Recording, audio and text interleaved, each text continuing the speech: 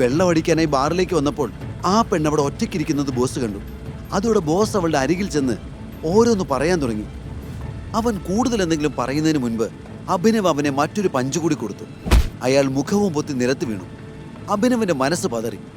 ഈ നഗരത്തിൽ ടൈഗറിന്റെയും David തരകന്റെയും mafia സംഘങ്ങൾ സജീവമായിട്ടുണ്ടെന്ന് അവൻ കേട്ടിരുന്നു. എന്നാൽ മാഫിയ സംഘങ്ങൾ അവൻ കരുതിയതിലും ഡേഞ്ചറസ് ആണെന്ന് ഇന്ന് അവരെ കണ്ടപ്പോഴാണ് അബിക്ക് മനസ്സിലായത്. നീ ആരുടെ ആളാ? ടൈഗറിന്റെയോ തരകന്റെയോ? അബി ചോദിച്ചു. ടൈഗർ. വേദന സഹിക്കാൻ വയ്യാതെ ഒന്ന് ഞരങ്ങിക്കൊണ്ട് അയാൾ പറഞ്ഞു. ഇത് കേട്ട് അഭിനവ് ഒരു നിമിഷം നിശബ്ദനായി. അവൻ വീണ്ടും ആ വീണ് കിടക്കുന്നവന്റെ കോളറിൽ പിടിച്ചു. ഇങ്ങനെ ഓരോ സ്ഥലത്ത് കയറി അവിടെ കാണുന്ന പെൺകുട്ടികളെ ഉപദ്രവിക്കാനും അവരുടെ സമ്മതമില്ലാതെ അവരുടെയൊക്കെ ദേഹത്ത് തൊടാനുമാണോ നിന്റെയൊക്കെ ടൈഗർ പഠിപ്പിച്ചു തന്നത്? അഭിനവ് അവരോട് ദേഷ്യത്തോടെ ചോദിച്ചു. അല്ല സാർ, ഈ പറയുന്ന ടൈഗർ ഇപ്പോൾ ഇല്ല. അയാളുടെ ബിസിനസ് എല്ലാം നോക്കി നടത്തുന്നത് ഒരു രോഹനാണ്. അയാളെ കൊല്ലാൻ കച്ചുകെട്ടി ഇറങ്ങിയിരിക്കുകയാണ് തരകൻ. രോഹൻ കൂടി കൊല്ലപ്പെട്ടാൽ ടൈഗർ എന്ന ഗ്രൂപ്പ് തന്നെ ഇല്ലാതാകും. ആ സമയത്ത് ഞങ്ങൾക്ക് ആർക്കും നിലനിൽപ്പുണ്ടായില്ല. അതുകൊണ്ടിപ്പോൾ ടൈഗർ എന്ന പേരേ ഉള്ളൂ. ഞങ്ങൾ ഓരോന്ന് ചെയ്യുന്നത് ഞങ്ങളുടെ ഇഷ്ടപ്രകാരം തന്നെയാണ്. അവന്റെ വാക്കുകൾ കേട്ട് അഭിനവ് വല്ലാതായി. അവനൊന്നും പറയാൻ കഴിഞ്ഞില്ല. അവരെ നിയന്ത്രിക്കാൻ ഒരാളില്ലാത്തത് കൊണ്ടാണ് ഇതുപോലെ തോന്നിവാസം കാണിക്കുന്നതെന്ന് അവന് തോന്നി. അങ്ങനെ അഭിനവ് അയാൾക്ക് എഴുന്നേക്കാനായി കൈ നൽകി. തനിക്ക് നന്നായിട്ട് പരിക്ക് പറ്റിയിട്ടുണ്ട്.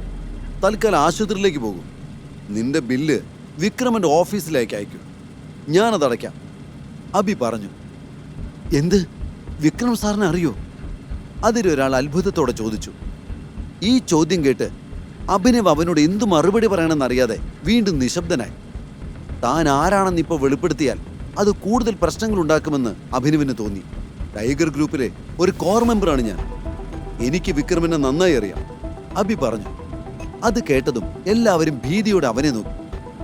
എന്റെ അച്ഛനുണ്ടാക്കിയ മാഫിയ കിങ് എന്ന ഗ്രൂപ്പ് അനുദിനം നശിച്ചുകൊണ്ടിരിക്കുകയാണ്. ടൈഗർ ഗ്രൂപ്പിൽപ്പെട്ടവർ ഒരു നാഥനില്ലാതെ അവർക്ക് തോന്നിയതെല്ലാം ചെയ്യുകയാണ്. ഇതിനെല്ലാം ഒരു അവസാനം ഉണ്ടാവണം. എല്ലാവരും ഏകോപിപ്പിച്ച് ഇത്തരം കാര്യങ്ങളെല്ലാം അവസാനിപ്പിക്കണം, അബി ചിന്തിച്ചു. അനന്യ ഇപ്പോഴും ബാർ അറ്റാച്ച്ഡ് റെസ്റ്റോറന്റിൽ പേടിയോടെ ഇരിക്കുന്നുണ്ടാകുമെന്ന് അഭിനവ് ചിന്തിച്ചു. അവൻ വേഗം അനന്യെ തിരിഞ്ഞ് ബാറിനുള്ളിലേക്ക് കടന്നു. എന്നാൽ അവിടെ എങ്ങും അനന്യ അവന് കണ്ടെത്താൻ കഴിഞ്ഞില്ല. അഭിനവന് ആകെ ഭ്രാന്ത് പിടിക്കുന്നത് പോലെ തോന്നി. അപ്പോഴാണ് അനന്യയോട് മോശമായി പെരുമാറിയ ആ ഡോണിനെ അവൻ കണ്ടത്. അയാൾ ഒന്നും മിണ്ടാതെ ഒരു മൂലയിൽ നിൽക്കുകയായിരുന്നു. അയാളുടെ അവസ്ഥ കണ്ടാൽ തന്നെ നല്ല അടി കിട്ടിയിട്ടിരിക്കുകയാണെന്നറിയാം. അബി അയാളുടെ അരികിലേക്ക് ഓടിച്ചെന്നു. നിങ്ങളോടൊപ്പം ഉണ്ടായിരുന്ന പെൺകുട്ടി അവിടെ? വെപ്രാളത്തോടെ അബി ചോദിച്ചു. ഡോണിന് അഭിനവനെ കണ്ടപ്പോൾ ദേഷ്യം വന്നു. അയാൾ അഭിനവനെ അടിക്കാൻ കൈ ഉയർത്തി. അഭിനവ് ഉടനെ അയാളുടെ കൈ പിടിച്ച് തിരിക്കുകയും മറു കൈകൊണ്ട് അയാളുടെ കഴുത്തിന് കുത്തിപ്പിടിക്കുകയും ചെയ്തു. അഭിനവന്റെ പിടിയിൽ നിന്ന് രക്ഷപ്പെടാൻ കഴിയില്ലെന്ന് ഡോണിന് മനസ്സിലായപ്പോൾ അയാൾ സത്യം പറഞ്ഞു. ശ്രീരാഗ് അവളെ കൊണ്ടുപോയി. ഇത് കേട്ടതും അഭിനവ് ഞെട്ടി.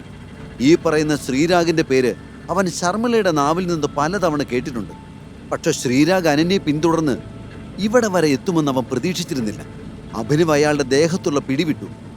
എന്നിട്ട് അവരെവിടേക്കാ പോയത്? അബി അയാളോട് ചോദിച്ചു. എൻ്റെ ഈ അവസ്ഥ കണ്ടിട്ട് അവരെങ്ങോട്ടാ പോകുന്നതെന്ന് നോക്കാനുള്ള മാനസികാവസ്ഥ ഉണ്ടെന്ന് നിങ്ങൾക്ക് തോന്നുന്നുണ്ടോ? മറുപടി പറഞ്ഞുകൊണ്ട് ആ മനുഷ്യനടുത്തുള്ള മേശയിൽ നിന്ന് ടിഷ്യൂ എടുത്ത് വായിൽ നിന്നൊഴുകുന്ന രക്തം തുടച്ചു. അഭിനവ് അയാൾ ഒന്ന് നോക്കിയതിനു ശേഷം അവിടെ നിന്ന് ഇറങ്ങിപ്പോയി. അയാൾക്ക് 2 എണ്ണം കൊടുത്താൽ ശ്രീരാഗിനെ കുറിച്ച് കൂടുതൽ കാര്യങ്ങൾ അറിയാനായേക്കുമെന്ന് അഭിനവിന് തോന്നി. പക്ഷെ അതൊരു പൊതുസ്ഥലമാണ്. അവിടെ വെച്ച് കൂടുതൽ പ്രശ്നങ്ങൾ ഉണ്ടാക്കിയാൽ കാര്യങ്ങൾ വഷളാകുകയുള്ളൂ. അതുകൊണ്ടാണ് ഒന്നും മിണ്ടാതെ അവൻ അവിടെ നിന്ന് പോയത്. എന്നാലും ശ്രീരാഗ് എന്തിനായിരിക്കും ഇപ്പോൾ ഇങ്ങോട്ട് വന്നത്? അബി ചിന്തിച്ചു. അഭിനവ്, അത് ശരി, നീ ഇവിടെ വന്ന് നിൽക്കാനോ? പെട്ടെന്ന് അഭിനവിന്റെ പിന്നിൽ നിന്ന് ഒരു പെൺകുട്ടിയുടെ ശബ്ദം കേട്ടു. അവൻ ഞെട്ടിത്തിരിഞ്ഞു നോക്കി. അവനെ അന്വേഷിച്ചെത്തിയ യാമിനിയായിരുന്നു അത്. അവൾ അഭിനവിന്റെ അടുത്തേക്ക് വന്നു.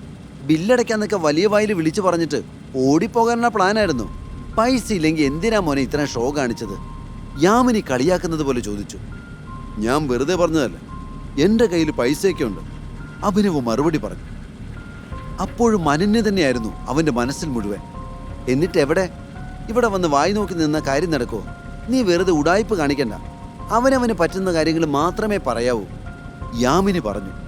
അഭിനവ് യാമിനി അവജ്ഞയോടെ നോക്കിക്കൊണ്ട് ബാറിൽ നിന്ന് പുറത്തേക്ക് നടന്നു. യാമിനിയും അവൻ്റെ പിന്നാലെ പോയി. എല്ലാവരുടെയും കണ്ണു വെട്ടിച്ച് അവൻ അവിടെ നിന്ന് മുങ്ങാൻ പോവുകയാണോ എന്നായിരുന്നു അവളുടെ സംശയം. യാമിനി ഉടനെ അബി കാണാതെ തൻ്റെ ഫോൺ എടുത്ത് ആരെയോ വിളിച്ചു. അവർ രണ്ടുപേരും റിസപ്ഷനിലേക്ക് നടന്നു. അവിടെ ഒരു വെയിട്രസ് നിൽക്കുന്നുണ്ടായിരുന്നു. അവൾ അഭിനവിന് ബില്ല് നൽകി. 5 ലക്ഷം സാർ, അവര് പറഞ്ഞു. ഈ തുക കേട്ടതും അഭിനവ് യാമിനിയെ ഒന്ന് നോക്കി. ഇത്രയും വലിയ ബില്ല് വരാനായി അവരെന്താണ് കഴിച്ചതെന്ന് അവൻ ചിന്തിച്ചു. പാർട്ടിക്ക് വന്നവരെല്ലാരും കൂടി ചേർത്ത് കൂടിപ്പോയാൽ 10-20 പേര് കാണും. ആകെ കൂടി കഴിച്ചത് ഒരു നേരത്തെ ആഹാരമാണ്. അതിനാണ് ഈ 5 ലക്ഷം. എന്തു പറ്റി അഭിനവ്? ബില്ല് കൂടുതലാണോ? നിന്റെ അക്കൗണ്ടിൽ 500 രൂപ പോലും എടുക്കാൻ കാണില്ല അല്ലേ? യാമിനി സങ്കടം അഭിനയിച്ചുകൊണ്ട് ചോദിച്ചു. അയ്യോ, ഇനി പണമില്ലെന്നൊന്നും പറഞ്ഞേക്കല്ലേ. നേരത്തെ എന്തായിരുന്നു അഹങ്കാരം? എല്ലാവരും ഫുഡ് കഴിച്ചതിന് ബില്ല് കൊടുത്തോളാം എന്നൊക്കെയായിരുന്നില്ലേ പറഞ്ഞത്? മറ്റുള്ളവരുടെ മുന്നിൽ ആളവൻ എന്തു അങ്ങ് ചാടിക്കേറി പറഞ്ഞോളൂ. അവിടേക്ക് വന്ന മറ്റൊരു പെൺകുട്ടി പറഞ്ഞു. ഇത് കേട്ടതും അഭിനവ് അവളെ രൂക്ഷമായി ഒന്ന് നോക്കി. അപ്പോഴാണ് കാർത്തിക് ഹരീഷുമായി സംസാരിച്ചുകൊണ്ട് അവിടേക്ക് വന്നത്. കാർത്തികിനെ കണ്ടതും യാമിനി പുഞ്ചിരിച്ചു. എന്താ യാമിനി, ഇവിടെ എന്തോ വലിയ സംഭവം ഉണ്ടെന്നല്ല നീ ഫോണിൽ പറഞ്ഞത്? കാർത്തിക് അവളോട് ചോദിച്ചു. അപ്പോഴാണ് കാർത്തികിനെ യാമിനി മനഃപൂർവ്വം അവിടേക്ക് വിളിച്ചു വരുത്തിയതാണെന്ന് അബിക്ക് മനസ്സിലായത്. അബി അവരെ മൈൻഡ് ചെയ്യാതെ ബില്ലൊന്ന് സൂക്ഷ്മമായി പരിശോധിച്ചു. 5 ലക്ഷം രൂപയുടെ ബില്ലിൽ നിന്ന് അവർക്ക് കഷ്ടിച്ച് 1 ലക്ഷം രൂപയുടെ ഭക്ഷണം കഴിച്ചിട്ടുണ്ടാകുമെന്നും ബാക്കിയുള്ള ഭക്ഷണം ബില്ലൊരു വലിയ എമൗണ്ട് ആക്കി തന്നെ അപമാനിക്കാൻ വേണ്ടി അനാവശ്യമായി ഓരോന്ന് ഓർഡർ ചെയ്തതാണെന്നും അവൻ മനസ്സിലാക്കി. എന്താടാ, നീ ബില്ലടയ്ക്കാന്നല്ലേ പറഞ്ഞത്? എന്നിട്ടെന്തേ പൈസയില്ലേ? ഹരീഷ് കളിയാക്കിക്കൊണ്ട് ചോദിച്ചു. അഭിനവന്റെ കയ്യിൽ അത്രയും പൈസ ഉണ്ടാവാൻ ഒരു സാധ്യതയില്ല എന്നായിരുന്നു ഹരീഷിന്റെ ധാരണ. അപ്പോഴേക്കും കാർത്തിക് അഭിനവനെ നോക്കി പറഞ്ഞു. If you don't mind, bill ഞാൻ തന്നെ പേ ചെയ്തോളാം. തനിക്കിതൊരു വലിയ എമൗണ്ട് ആയിരിക്കും, പക്ഷെ എന്നെ സംബന്ധിച്ചിടത്തോളം ഇതൊരു തുകയേ അല്ല. പുറമേക്ക് ഇങ്ങനെയൊക്കെ പറയുന്നുണ്ടെങ്കിലും അവന്റെ മുഖത്തെ ഗൂഢമായ ചിരി അഭിനവ് കണ്ടെത്തിയിരുന്നു. അഭി കാർത്തികിനെ നോക്കി പുച്ഛത്തോടെ ഒന്ന് ചിരിച്ചു. അതിനുശേഷം തന്റെ കയ്യിലിരിക്കുന്ന ബ്ലാക്ക് കാർഡ് വെയിട്രസിന് നൽകി. ബ്ലാക്ക് കാർഡോ? ഇത് നിനക്കെവിടുന്ന് കിട്ടി? അവന്റെ കാർഡ് കണ്ട് യാമിനി അത്ഭുതത്തോടെ ചോദിച്ചു. സാമ്പത്തികമായി വളരെ മുൻപന്തിയിൽ നിൽക്കുന്ന ആളുകൾക്ക് മാത്രം കിട്ടുന്ന ബ്ലാക്ക് കാർഡ്. ബ്ലാക്ക് കാർഡിലൂടെ ഒരു ദിവസം എത്ര കോടി രൂപയുടെ ഇടപാട് വേണമെങ്കിലും ചെയ്യാം. സാധാരണക്കാരനായ അഭിനവിന്റെ കയ്യിൽ അത്തരം ഒരു കാർഡ് വരാൻ യാതൊരു സാധ്യതയില്ല എന്ന് യാമിനി കരുതി. ഇവനെങ്ങനെ ബ്ലാക്ക് കാർഡൊക്കെ കിട്ടി? ഇതിനി വല്ല ഡ്യൂപ്ലിക്കേറ്റും ആകുമോ? യാമിനി ചിന്തിച്ചു. അവൾ അഭിനവന്റെ കയ്യിൽ നിന്ന് കാർഡ് വാങ്ങി അത് തിരിച്ചു മറിച്ചു നോക്കി. അതിൽ അഭിനവന്റെ പേര് വ്യക്തമായി എഴുതിയിരിക്കുന്നു. അഭിനവ് രജപുത്ര. അത് കണ്ട് യാമിനി അത്ഭുതത്തോടെ അഭിനവിനെ നോക്കി. പഠിക്കുന്ന കാലത്ത് നിന്റെ പേര് വെറും അഭിനവെന്നായിരുന്നില്ലേ? നീ എങ്ങനെയാ പിന്നെ ഈ അഭിനവ് രജപുത്രയായത്? ഇതെന്ത് മറിമായം? യാമിനി അത്ഭുതത്തോടെ ചോദിച്ചു. അഭിനവ് അവളുടെ കയ്യിൽ നിന്ന് തന്റെ കാർഡ് തിരികെ വാങ്ങി. എന്റെ കുടുംബ പേരാണ് രജപുത്ര. വെറും അഭിനവെന്നാണ് ഓർഫനേജിലുള്ളവർ റെക്കോർഡ്സിലെല്ലാം ചേർത്തത്. അവർക്കെന്റെ യഥാർത്ഥ കുടുംബ പേര് അറിയില്ലായിരുന്നു. പുഞ്ചിരിയോടെ അവളെ നോക്കിക്കൊണ്ട് അഭിനവ് പറഞ്ഞു. അനാഥാലയത്തിലുള്ളവരോട് നിനക്ക് പറഞ്ഞു കൊടുക്കായിരുന്നില്ലേ നിന്റെ കുടുംബ പേര് രജപുത്രയാണെന്ന്? എന്താ അന്ന് നിനക്ക് അമ്നേഷ്യായിരുന്നോ? ഹരീഷ് അവനെ പരിഹസിച്ചുകൊണ്ട് ചോദിച്ചു. എനിക്ക് പണ്ട് പറ്റിയതൊക്കെ കേട്ടാ നീയൊക്കെ ഹാർട്ട് അറ്റാക്ക് വന്ന് ചാകും. അതുകൊണ്ട് കൂടുതൽ പറയിപ്പിക്കാതിരിക്കുന്നതായിരിക്കും നല്ലത്. അഭിനവ് ദേഷ്യത്തോടെ പറഞ്ഞു. അവന്റെ ഈ ഭാവം കണ്ട് ആർക്കും പിന്നെ ഒന്നും പറയാൻ ധൈര്യം വന്നില്ല. ബില്ല് പേ ചെയ്ത ശേഷം അവൻ യാമിനിയെ പുച്ഛത്തോടെ നോക്കി. എന്നാ ശരി, എല്ലാവർക്കും സന്തോഷമായി കാണുമല്ലോ അല്ലേ? അപ്പൊ ഞാൻ ഇറങ്ങുന്നു, അഭിനവ് പറഞ്ഞു. എന്നാൽ അതിന് മറുപടി ആരും പറഞ്ഞില്ല. അവരെ എല്ലാവരും ഒന്ന് നോക്കിയ ശേഷം അവൻ അവിടെ നിന്ന് ഇറങ്ങിപ്പോയി. അഭിനവന്റെ ചിന്തകൾ മുഴുവൻ അനന്യയെക്കുറിച്ചായിരുന്നു. ആ ചിന്തകൾ അവനെ ശല്യം ചെയ്തുകൊണ്ടിരുന്നു. അവളുടെ കാര്യത്തിൽ ഇനി എന്ത് ചെയ്യണമെന്ന് പോലും അവൻ അറിയില്ലായിരുന്നു. അനന്യയുടെ കാർ പാർക്കിങ്ങിലില്ലായിരുന്നു. അവൾ ഇതിനകം വീട്ടിലേക്ക് പോയിട്ടുണ്ടാകുമെന്ന് അഭിനവ് ഊഹിച്ചു. വൈകാതെ അവനും തന്റെ കാറിൽ കയറി അനന്യയുടെ വീട്ടിലേക്ക് തിരിച്ചു.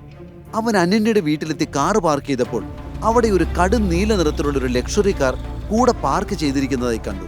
അത് അനന്യയുടെ വീട്ടിലുള്ള ആരുടെയും കാർ ആയിരുന്നില്ല. അതിനടുത്തായി അനന്യയുടെ കാറും പാർക്ക് ചെയ്തിരുന്നു.